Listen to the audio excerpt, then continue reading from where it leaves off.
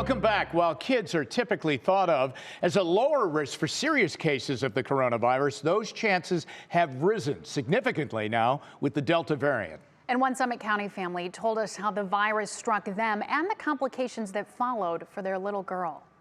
The Peacock family's battle with the coronavirus started like many stories you've heard, even for 5-month-old Madelyn. Some congestion, fatigue, just kind of irritable. I mean, she was 5 months old, so I couldn't really ask her exactly how she was feeling. What they thought was initially a cold was actually COVID-19. Lauren, her husband, and their 2 daughters all tested positive. About 2 weeks later, once we were out of our quarantine period, it seemed like everybody was doing pretty well. The kids went back to daycare and they went back to work. Then Lauren, a nurse at Cleveland Clinic, got this message on her way home from a night shift. I get this picture of her feet and her hands, and they're purple.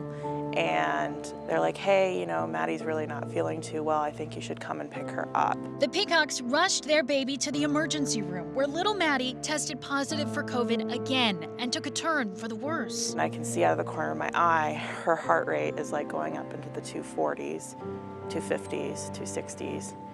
And I can see that she's having a hard time breathing. She's grunting, her eyes are closed. I just turned to them and I said, this is not her baseline. You guys need to get people in here because this isn't normal. My husband and I were just like sitting there sobbing because at that point, she just really didn't look good. I really felt like we were gonna lose her. Doctors got Maddie stabilized in the ICU and diagnosed her with Miss C, cases of multisystem inflammatory syndrome in children, a condition where some organs become inflamed, have spiked for kids who've had COVID-19. Even the doctors don't really know yet what puts a child more at risk for this. Maddie spent 10 days in the hospital recovering with the help of an antibody treatment typically reserved for cancer patients. I think it'll be a while before, parents like myself, have answers to some of our questions. Maddie is now 15 months old and thriving, but Lauren still worries about the future. Please, please put your kid in a mask.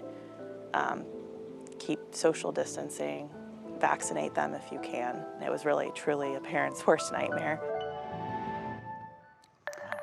Yeah, Jimmy, I mean, this is worst case scenario here. Yeah. And I think the scary thing is the risk. As Laura said, doctors really don't know yet. It is also new. What makes otherwise healthy kids at risk for Miss C and some other complications after even what seems like mild coronavirus illness? You know what the basic frightening part of that story is?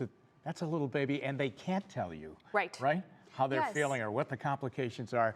And what a heads up set of parents to really realize that there was something really seriously wrong. Absolutely, and they still can't be vaccinated. Right. Kids under 5 years old. So there's another push here again to protect the community by vaccinating the rest of us. Well, thank heavens. Yes. Maddie looks great. I know. Absolutely. Thank Over to goodness. the Health Hub right now.